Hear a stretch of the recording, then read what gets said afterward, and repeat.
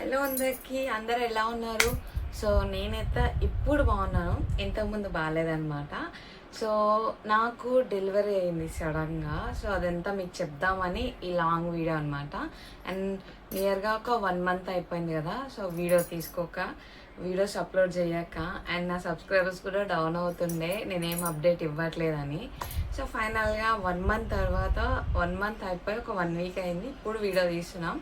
So సడన్గా ఏమైంది అంటే నా 8th మంత్ ప్రెగ్నెన్సీలో సడన్గా నాకు ఆపరేషన్ చేసేసారనమాట. సో ఎందుకు చేశారు ఏంటి అన్నది ఇప్పుడు మొత్తం ఆ ప్రెగ్నెన్సీ జర్నీలో అయితే మా హస్బెండ్ దగ్గర లేను, అది మీకు తెలుసు.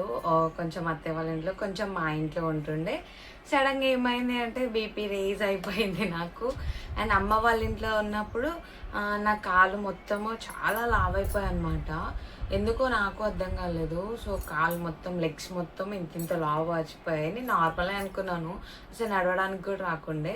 నా శ్రీమంతం ముందు నుంచి అంతే ఉండే. నాకు 6 మంత్ ఎంటర్ అయిన కాడ నుంచి కొంచెం కొంచెంగా బాడీ ఫేస్ అంతా ఉబ్బిపోయి లావు ఉండే. వీడియోస్లో కూడా మీరు చూసారు.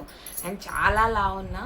అండ్ అది నార్మల్గా బీపీ వల్ల. కానీ నేను హాస్పిటల్కి వెళ్ళినప్పుడు బీపీ నార్మల్గానే ఉందని చెప్పారు హాస్పిటల్కి వెళ్ళినప్పుడు.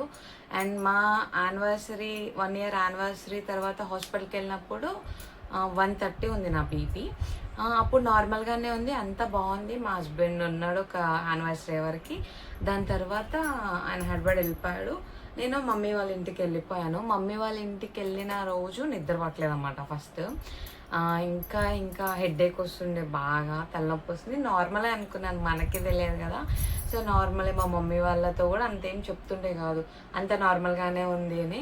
బట్ మా హస్బెండ్కి మాత్రం కాల్ చేసి హెడేక్ వస్తుంది, తలనొప్పి వస్తుంది, సడన్గా కడుపులో తిప్పుతుంది అని చెప్తుండే నేను అన్నీ. సడన్గా ఆయన ఒకసారి హాస్పిటల్కి చెక్ చేసుకోవడానికి బీపీ అని. నేను లైట్ తీసుకున్నా, ఊకే ఏం వెళ్తాం హాస్పిటల్కి. అప్పటికి లెగ్స్ ఇంత వాచి ఉన్నాయి, ఎవరు నడుస్తాడు, నేను పోను హాస్పిటల్కి. పర్లేదని ఒక 2 days స్కిప్ చేశాను నేను. బట్ ఇంకా నాకు నిద్ర పట్టడం అసలు నిద్రే పట్టట్లేదు. ఇక ఫుల్ ఏడుస్తున్నాను, వస్తావా రావా అంటే ఓకే శివరాత్రి సండే వస్తాను, 2 days ఉంటాను అని చెప్పేసి. శివరాత్రి ఇంకో 2 days ఉంది నా ఆపరేషన్కి. సరే ఈలోపు మళ్ళీ ఆ డే మాట్లాడుకున్నాము. అండ్ ఆఫ్టర్నూన్కి నాకు వామిటింగ్ అయిందనమాట. మళ్ళీ చెప్పాను మళ్ళీ వాంత్ అవుతుంది అని. సో ఆయన ఏం చేశాడంటే నువ్వు ఈసారి ఖచ్చితంగా వెళ్ళాల్సిందే అంటే ఓకే పర్లేదు అనేసి ఈవినింగ్ బాత్ చేసి స్నానం చేసి మా డాడీతో మాట్లాడి ఒకసారి బీపీ చెక్ చేయించుకుందామని ఇంకా వెళ్ళినాం. వెళ్ళిన తర్వాత మా ఇంటి దగ్గర డాక్టర్ అంకుల్ ఆయన షాక్ అయిపోయాడు, ఏంటి 180 ఉందా నీ బీపీ అనేసి. 180 కూడా కాదు, 190 ఉంది. నేను నేను నవ్వుతున్నాను, నార్మల్గానే ఉంది కదా, ఎందుకు ఇంత సీన్ చేస్తున్నారు అనేసి. 190 అంటే చాలా ఎక్కువ అంట. సో నేను అంకుల్తో అంకుల్ నేను ఇప్పుడు 8 month ప్రెగ్నెంట్, ఏమైనా ప్రాబ్లం అవుతుందా అని. అంకుల్ ఏమన్నాడంటే ప్రాబ్లమా ఏంటి, పిచ్చాని ఎక్కువ అనేసి. నేను ఫుల్ నవ్వేశాను. మనకి తెలియదు కదా అంత రిస్క్ ఉంటుంది, అంత ప్రాబ్లం అవుతుంది అని. మనకు అంత మెచ్యూర్ లెవెల్స్ లేవు, అంతమంది నేను అడగలేదు కూడా. సో అప్పటికే అందరూ నార్మల్ డెలివరీ, ఆపరేషన్స్ ఇవి చెప్తున్నారు, కానీ బీపీ విషయాలు అయితే ఎవరు చెప్పలేదు. నేను కూడా ఏం పట్టించుకోలేదు. 190 ఉంది, అర్జెంటుగా నువ్వు చెకప్ చేయించుకునే హాస్పిటల్కి వెళ్ళమని చెప్పారు. బట్ అప్పటికి 6:30 అయింది. లైట్లే, రేపు మార్నింగ్ వెళ్దాము, రేపు మార్నింగ్ చెక్ చేయించుకుందాం అనుకున్నాను నేను. బట్ మా హస్బెండ్కి కాల్ చేసి చెప్తే అస్సలు ఒప్పుకోలేదన్నమాట. లేదు నువ్వు వెళ్ళాల్సిందే, ఇప్పుడే వెళ్ళు అని మా డాడీతో చెప్తే, మా డాడీతో నేను రేపు వెళ్దాంలే అని నేను మా డాడీతో చెప్తే మా డాడీకి ఇచ్చేసి లేదు మావయ్య మీరు ఇప్పుడు వెళ్ళాలి అనేస్తే ఇక అప్పటికప్పుడు మేము ఫ్రెష్ అయిపోయి మళ్ళీ 7 o'clockకి సత్తుపల్లి వెళ్తే అక్కడ చందమామ హాస్పిటల్లో అక్కడ డాక్టర్ చాలా మంచిదన్నమాట, చాలా బాగా మాట్లాడింది. సో మేము రెగ్యులర్గా చెక్ చేయించుకునేది ఖమ్మంలో Cloud9లో చెక్ చేయించుకుంటుండే. బట్ సడన్గా ఇక్కడ నియర్ బై ఉంది అనేసి చందమామకు వచ్చాము. చందమామలో ఏమైంది, సో మేడం కూడా లాస్ట్ వీక్ తగ్గింది కదా, 130 ఉంది, సడన్గా అక్కడికి వచ్చేసరికి 190 ఉంది. సో తను కూడా మంచిగా చెక్ చేసేసి మొత్తము ఓకే పర్లేదు, బట్ బీపీ మరీ ఎక్కువైపోతుంది, తగ్గట్లేదని ఒకసారి నా అన్ని టెస్ట్లు చేశారనమాట. సో నా బ్లడ్ సెల్స్ అనేవి చాలా తక్కువ ఉన్నాయి, 96K ఉన్నాయని చెప్పింది. లాస్ట్ వీక్ 120 ఉన్నాయి, ఇప్పుడు తగ్గిపోయినాయి. అండ్ బీపీ కంట్రోల్ అవ్వట్లేదు, లేదా ఆపరేషన్ చేసేయాలని చెప్పారు. ఇక ఆపరేషన్ అంటే ఇక నాకు నవ్వు వస్తుంది. అండ్ నేను ఆపరేషనే చెప్పించుకుందాం అనుకున్నా 9th మంత్లో. బట్ ఎర్లీగా 8th మంత్ పడ్డ 1 వీక్కే అవుతుందని నేను అనుకోలే. మా అత్తయ్య వచ్చారు, నేను, మా డాడీ. ఇక మా అత్తయ్య మా ఆయనకు కాల్ చేసి చెప్పేశారు. అక్కడ ఎక్విప్మెంట్స్ లేవన్నమాట. అంటే ప్రీమెచ్యూర్ బేబీకి చూసే ఎక్విప్మెంట్స్ అక్కడ లేవు సత్తుపల్లిలో, లేకపోతే అమ్మ చేస్తుండే. సో ఫైనల్గా ఇక మా హస్బెండ్కి కాల్ చేసి చెప్పేసినాము. ఇక ఇక్కడ వాళ్ళ ఫ్రెండ్ పవన్ అని వాళ్ళ కార్ వచ్చేసింది. ఆ కార్లో మేము ఇక నైట్ అరౌండ్ 10 o'clock అవుతుంది. అప్పుడు మేము ఖమ్మం వెళ్ళిపోయాము. సో ఖమ్మం వెళ్ళిన తర్వాత అక్కడ మళ్ళీ నాకు సేమ్ మళ్ళీ బీపీ చెక్ చేస్తే 200 ఉంది. ఇంకా 210కి వెళ్ళిపోయింది, 210కి వెళ్ళిపోయింది.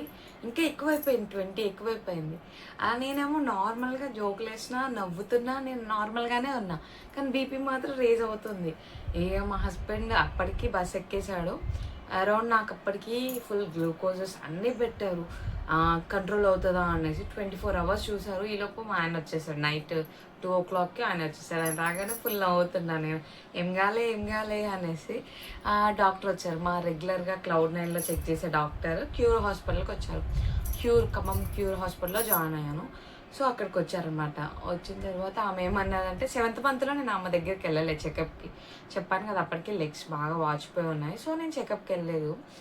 ఆమె ఏమన్నదంటే ఇక చాలా ఎక్కువైపోయింది, అసలు మేము ఇప్పుడు కంట్రోల్ చేయలేము, లబ్ ఏదేదో చెప్పేసింది. ఇక మా ఆయన ఫుల్ టెన్షన్ అయిపోయాడు. లేదు అది ఇదని ఆమె ఆపరేషన్ చేసేయాలని. నేను బాగానే ఉన్నాను, నాకు ఆపరేషన్ వద్దు అని నేను అనేసి. బట్ ఫైనల్గా అన్ని సైన్స్ అయిపోయి నాకు ఆపరేషన్ అయితే చేస్తారు. అది సడన్గా అయిపోయింది. సో అందుకని నేనేం చెప్పడానికి లేదనమాట.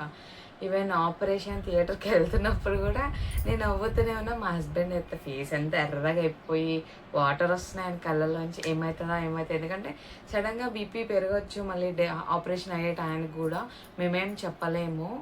అండ్ ఏమో 50-50 ఛాన్సెస్ అనేసరికి మా హస్బెండ్ ఫుల్ ఏడుస్తుండే, మా అత్తయ్య, మా హస్బెండ్, మా డాడీ. నాకేం అర్థం కాలేదు, ఏం లేని దానికి ఎందుకు ఇంత సీన్ చేస్తున్నారు వీళ్ళంతా అనేసి. ఫైనల్గా హాస్పిటల్ లోపలికి ఇక డ్రెస్ మార్చేసారు. నాకు షివరింగ్ వస్తుంది, ఏం చేస్తారు అని. లోపలికి వెళ్ళేసరికి అందరూ ఏంటో కత్తులు పట్టేసుకొని ఎలా ఉన్నారు సార్. నాకు భయం వేస్తుంది.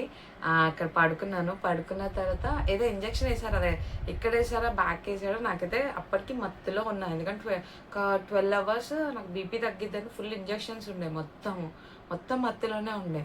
తర్వాత నాకు గ్లౌజెస్ ఏమో కట్టారు. గ్లౌజెస్ కట్టిన తర్వాత కళ్ళకి కట్టేశారు. కట్టిన తర్వాత వాళ్ళందరూ మాట్లాడేది నాకు వినిపిస్తుంది, బట్ నాకేం రెస్పాండ్ అవుతలేదు అన్నమాట.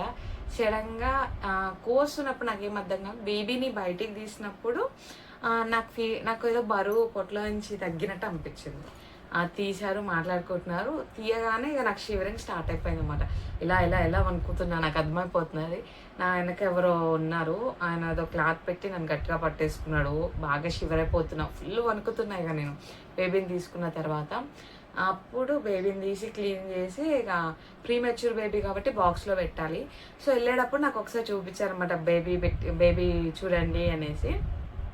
ఇట్లా బేబీని చూడగానే దాని ముక్కు ఒక్కటే కనిపించింది నాకు. సేమ్ యాస్టీజ్ మా హస్బెండ్ది, దానిది సేమ్ నోజ్ అనమాట.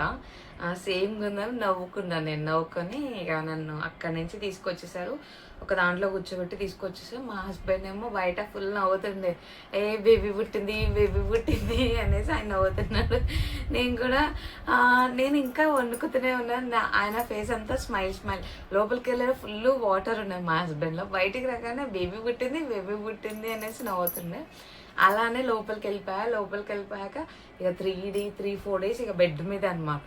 అసలు కదలడానికి లేదు. ఫస్ట్ డే వాకింగ్ పెయిన్ అనిపించలేదు. మా హస్బెండ్ ఉండే, మొత్తం ఆయనే చూసుకుండే, పక్కన మొత్తం ఆయనే ఉండే, ఆయనే లేపి అసలు ఎంతసేపు ఏది కావాలన్నా ఆయనే చూసుకుంటుండే. ఇక నాకు ఏం అనిపించలేదు. తర్వాత బేబీని మేము చూడలేదు, మా హస్బెండ్ కూడా చూడలేదు. ఒక 3-4 days తర్వాత మా హస్బెండ్ బేబీ ఉన్న హాస్పిటల్కి వెళ్ళి అక్కడే ఉండడం. ఒక 10 days బేబీ హాస్పిటల్లో ఉంది, నేను ఒక 6 days నేను హాస్పిటల్లో ఉన్నా. ఇంకా తర్వాత స్టిచెస్ అన్నీ తీసేసి ఇక బేబీని తీసుకొని ఇంటికి వచ్చేసాం. ప్రీ మెచ్యూర్ బేబీ కాబట్టి ఇంతే ఉంది, చిన్నగా ఉంది. సో దాని వీడియోస్లో కూడా నేనేం తీయట్లే, ఇన్స్టాలో ఏమో ఫొటోస్ పెట్టా అంతే. సో చాలా చిన్నగా ఉంది అనమాట. మాకే షాక్ అనిపించింది. ఇప్పుడు 9th మంత్, నాకు ఈ మంత్లో పుట్టుంటే కొంచెం బొద్దుగా అయ్యి ఉండేది, బట్ పర్లేదు, ఇంతే ఉంది. యాజ్ ఈజ్ మా హస్బెండ్ లాగా ఉంది. మేమైతే ఇప్పుడు హ్యాపీగానే ఉన్నాం. మా హస్బెండ్ అయితే అది వచ్చిన కానీ నన్ను పట్టించుకోవట్లేదు. మొత్తం పాప పాప పాప పాప. ఈవెన్ ఆయన జాబ్ కూడా క్విట్ చేసేసి దానికోసమే ఉంటుండే ఇంట్లో. సో అందుకనే నేను వీడియోస్ తీయడానికి ఇన్ని డేస్ పట్టింది. అండ్ ఈరోజు నుంచి ఇక రెగ్యులర్గా వీడియోస్ పెడతాను. సో ఇది వచ్చేసి నా డెలివరీ వ్లాగ్ అనమాట. అండ్ అప్పుడు నాకు మిల్క్ సప్లై సరిగ్గా రాలేదు. సో అప్పుడు ఏంటంటే ఇవి తీసుకున్నారు మా వదిన, బట్ దీనివల్ల నాకు ఏం యూజ్ అనిపించలేదు అనమాట. ఇలా ఉండి దీనికి ఇక్కడ ఒక బాటిల్ ఉండేది, ఇక్కడ బాటిల్ అటాచ్ చేస్తుండే, బట్ దీనివల్ల 500 ఏమో, 150 ఏమో, బట్ ఏం యూజ్ లేదనమాట. వేస్ట్ ఇది ప్రోడక్ట్ కూడా తీసుకున్నాము. బట్ దాని తర్వాత మేము ఇది తీసుకున్నాము ఎలక్ట్రికల్ది, మీకు షార్ట్ వీడియోలో పెట్టాను కదా. సో ఎలక్ట్రికల్ది తీసుకున్నప్పుడు ఇది చాలా యూజ్ఫుల్ అయిపోయింది. అందరికీ బ్రెస్ట్ మిల్క్ రావాలనే రూల్ ఏం లేదు. కొంతమందికి వచ్చింది, కొంతమందికి రాదు. నాకు వస్తున్నాయి, బట్ బేబీ చాలా చిన్నగా ఉంది, ల్యాచ్ చేయడం రావట్లేదు దానికి. సో నిప్పుల్ షీట్తో అయితే చేస్తుంది కానీ మిల్క్ కూడా రావట్లేదు, మనమే ప్రెస్ చేయాలి. సో ఇది నాకు చాలా యూజ్ఫుల్ అనిపించింది. అటు నేను ఫార్ములా మిల్క్ ఇస్తున్నా, ఇది కూడా ఇస్తున్నా. సో రెండూ ఇస్తున్నా, రెండు తాగుతుంది. అండ్ 6 months వరకు ఎట్లా ఒకట్లా కష్టపడితే అది కొంచెం వెయిట్ గ్రెయిన్ అవుతుంది, అప్పుడు హ్యాపీ అనమాట. సో ఇది వచ్చేసి నా delivery vlog. And next vlog కోసం